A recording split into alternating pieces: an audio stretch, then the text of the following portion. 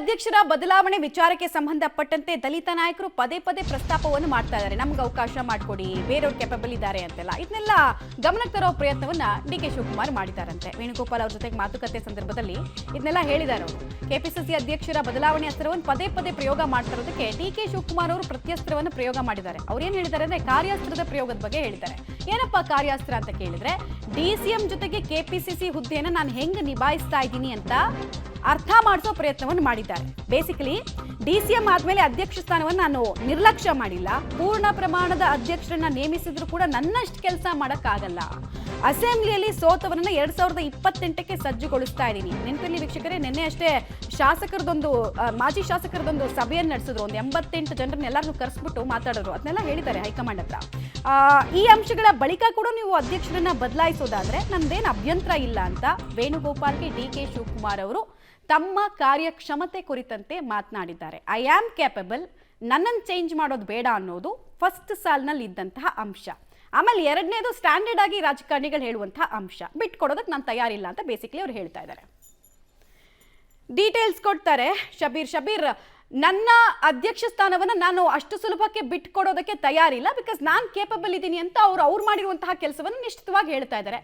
ಇದಕ್ಕೆ ಹೈಕಮಾಂಡ್ನಿಂದ ಸಿಕ್ಕಂತಹ ಉತ್ತರ ಏನಾಗಿತ್ತು ಅಂತ ಮಮತಾ ನೋಡಿ, ಒಂದು ಕಡೆಗೆ ಡಿ.ಕೆ. ಶಿವಕುಮಾರ್ ಅವರನ್ನ ಬದಲಾಯಿಸಬೇಕು ಅನ್ನುವಂಥ ನಿಟ್ಟಿನಲ್ಲಿ ಸಾಕಷ್ಟು ಪ್ರಯತ್ನಗಳು ನಡೀತಾ ಇದ್ದಾವೆ. ಯಾರ್ಯಾರು ಏನೇನು ಹೇಳಿಕೆಯನ್ನು ಕೊಡ್ತಾ ಇದ್ದಾರೆ ಅನ್ನುವಂಥದ್ದನ್ನ ವೇಣುಗೋಪಾಲ್ ಅವರ ಗಮನಕ್ಕೆ ತರುವಂತ ಕೆಲಸವನ್ನ ಡಿ.ಕೆ. ಶಿವಕುಮಾರ್ ಅವರು ಒಂದು ಕಡೆಗೆ ಮಾಡಿದ್ರೆ, ಮತ್ತೊಂದು ಕಡೆಗೆ ಆಸ್ ಎ ಪ್ರೆಸಿಡೆಂಟ್ ಕೆಪಿಸಿಸಿ ಅಧ್ಯಕ್ಷನಾಗಿ ನಾನು ಏನ್ ಕೆಲಸ ಮಾಡ್ತಿದ್ದೀನಿ ಅನ್ನುವಂಥದ್ದನ್ನ ಕೂಡ ಹೈಕಮಾಂಡ್ ನಾಯಕರಿಗೆ ಮನವರಿಕೆ ಮಾಡಿಕೊಡುವಂತ ಕೆಲಸವನ್ನ ಕೂಡ ಮಾಡ್ತಾ ಇದ್ದಾರೆ. ಮುಖ್ಯವಾಗಿ 2028ರ ಚುನಾವಣೆಗೆ ಸಜ್ಜುಗೊಳ್ಳುವಂತ ನಿಟ್ಟಿನಲ್ಲಿ ಎಲ್ಲ ಪರಾರ್ಜಿತ ಅಭ್ಯರ್ಥಿಗಳನ್ನ ಕರೆದು ಅವ್ರ ಜೊತೆಗೆ ಮಾತುಕತೆಯನ್ನು ನಡೆಸಿ ಈಗಿನಿಂದಲೇ ತಯಾರಿ ಮಾಡ್ಕೊಳ್ಳಿ ಅನ್ನುವಂಥ ನಿಟ್ಟಿನಲ್ಲಿ ಸೂಚನೆಯನ್ನು ಕೊಡ್ತಾ ಇದ್ದೀನಿ. ಜೊತೆಗೆ ಭವಿಷ್ಯದಲ್ಲಿ ಪಕ್ಷದ ಹಿತದೃಷ್ಟಿಯಿಂದ ಕಾಂಗ್ರೆಸ್ ಕಚೇರಿಗಳನ್ನ ನಿರ್ಮಾಣ ಮಾಡುವಂತ ಕೆಲಸವನ್ನ ಮಾಡ್ತಾ ಇದ್ದೀನಿ.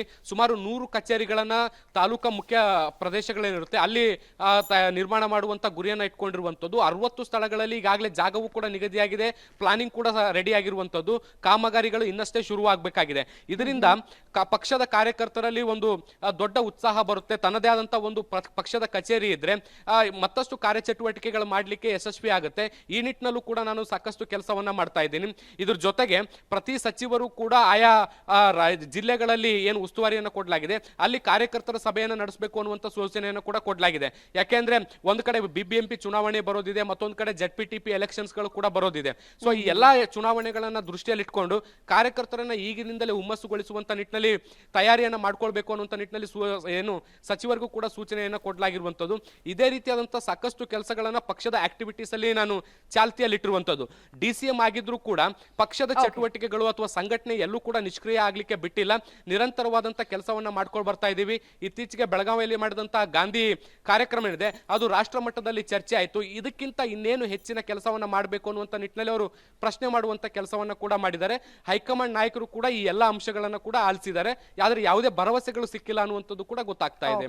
ಮಮತಾ, ಧನ್ಯವಾದ ಶಬೀರ್ ತಮ್ಮ ಮಾಹಿತಿಗಾಗಿ. ಒಟ್ಟಿನಲ್ಲಿ ತನ್ನ ಸ್ಥಾನ ಅಬಾಧಿತ ಅನ್ನೋದನ್ನ ಹೈಕಮಾಂಡ್ ನಿಂದ ಅವ್ರಿಗೆ ಹೇಳಿಸ್ಕೊಳ್ಬೇಕು. ಹಿಂಗಾಗಿ ನಾನು ಕೇಪಬಲ್ ಇದ್ದೀನಿ, ನನಗೊಂದು ಇನ್ನೊಂದಷ್ಟು ಎಕ್ಸ್ಟೆನ್ಷನ್ ಬೇಕು ಅಂತ ಕೇಳಿದ್ದಾರೆ. ಒಂದು ವೇಳೆ ಇದಕ್ಕೂ ಹೈಕಮಾಂಡ್ ಏನಾದರೂ ಗ್ರೀನ್ ಸಿಗ್ನಲ್ ಕೊಟ್ಟುಬಿಟ್ರೆ ಲಾಸ್ಟ್ ಒಂದು 3 ತಿಂಗಳಿಂದ ಡಿ.ಕೆ. ಶಿವಕುಮಾರ್ ಅವರಿಗೆ ಪಕ್ಷದಲ್ಲಿ ಒಂದು ಅಪ್ಪರ್ ಹ್ಯಾಂಡ್ ಇದೆ. ಅವ್ರು ಹೇಳಿದ್ದೆಲ್ಲ ನಡೀತಾ ಇದೆ. ಬೀಟ್ ಹಾಸನದ ಸಮಾವೇಶದ ಮರುನಾಮಕರಣ ಆಗಿರ್ಬೋದು ಅಥವಾ ಜಾತಿ ಜನಗಣತಿ ವಿಚಾರದಲ್ಲಿರ್ಬೋದು, ಎಲ್ಲದರಲ್ಲೂ ಕೂಡ ಅವ್ರು ಹೇಳಿದ್ದೆಲ್ಲ ನಡೀತಾ ಇದೆ. ಆಮೇಲೆ ಪರಮೇಶ್ವರ್ ಅವ್ರದ್ದು ಡಿನ್ನರ್ ಮೀಟಿಂಗ್ ಕ್ಯಾನ್ಸಲ್ ಆಯ್ತಲ್ಲ, ಇದು ಕೂಡ ಅವ್ರು ಹೇಳಿದ್ರಿಂದ ಅಕಸ್ಮಾತ್ ಈ ಸ್ಥಾನ ಕೂಡ ಅಬಾಧಿತ ಅನ್ನೋದೇನಾದ್ರೂ ಪ್ರೂವ್ ಮಾಡಿಸ್ಬಿಟ್ರೆ ವೆರಿ ವೆರಿ ಸ್ಟ್ರಾಂಗ್ ಆಗ್ತಾರೆ. ಪೊಲಿಟಿಕಲಿ ಅವ್ರನ್ನ ವೀಕ್ ಮಾಡುವಂತಹ ಪ್ರಯತ್ನ ಇತ್ತಲ್ಲ ಈ ಸಿದ್ದರಾಮಯ್ಯ ಬಣದಲ್ಲಿ ಗುರುತಿಸ್ಕೊಂಡವರು, ಅವರಿಗೆ ದೊಡ್ಡ ಮಟ್ಟದಲ್ಲಿ ಹಿನ್ನಡೆ ಆಗುತ್ತೆ. ಸೊ ಹೈಕಮಾಂಡ್ ಇದನ್ನ ಈ ಟ್ರಿಕಿ ಸಿಚುವೇಶನ್ ಅನ್ನ ಇನ್ನು ಹೇಗೆ ಕೌಂಟರ್ ಮಾಡುತ್ತೆ ಅನ್ನೋದನ್ನ ನೋಡ್ಬೇಕಾಗತ್ತೆ. ತುಂಬಾ ಕ್ರೂಷಿಯಲ್ ಆಗ್ತಾ ಇದೆ. ದೆಹಲಿಯಲ್ಲಿ ಡಿ.ಕೆ. ಶಿವಕುಮಾರ್ ಅವರ ಈ ಮೀಟಿಂಗು, ಮತ್ತೆ ಅವ್ರ ಕೈಯಲ್ಲಿ ಒಂದು ಲಿಸ್ಟ್ ಇದೆ. ಒಂದು ಇಡೀ ಕೆಪಿಸಿಸಿಗೆ ಒಂದು ಸರ್ಜರಿಯನ್ನ ಮಾಡಬೇಕು ಅಂತ ಅವರು ಕೇಳ್ಕೊಂಡು ಒಂದು ಪದಾಧಿಕಾರಿಗಳ ಲಿಸ್ಟ್ನೆಲ್ಲ ತೆಗೆದುಕೊಂಡು ಹೋಗಿದ್ದಾರೆ. ಅವ್ರು ಹೇಳಿದಂತಹ ಪದಾಧಿಕಾರಿಗಳ ಲಿಸ್ಟ್ಗೆ ಹೂ ಅಂದ್ಬಿಟ್ರೆ ನೋಡ್ಬೇಕಾಗತ್ತೆ. ಓಕೆ, ಇನ್ನೊಂದ್ ಕಡೆಗೆ ಮತ್ತೆ ಸಿದ್ದರಾಮಯ್ಯ ಜಪವನ್ನ ಜಮೀರ್ ಅಹಮದ್ ಖಾನ್ ಮಾಡಿದ್ದಾರೆ. ಡೀಟೇಲ್ಸ್ ನೋಡ್ತಾ ಹೋಗೋಣ.